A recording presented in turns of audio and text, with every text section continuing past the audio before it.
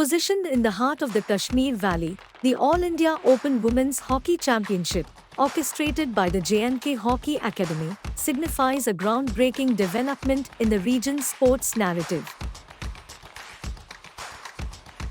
This tournament not only underscored the resilience and proficiency of young women striving for excellence in hockey but also emerged as a laudable effort to challenge the prevailing cricket-dominated norm for women.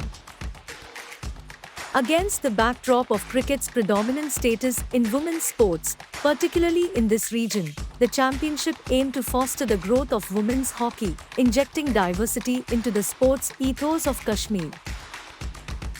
Noteworthy is the introduction of a hockey synthetic turf, a pioneering move for the event, adding a fresh and innovative dimension to the playing field.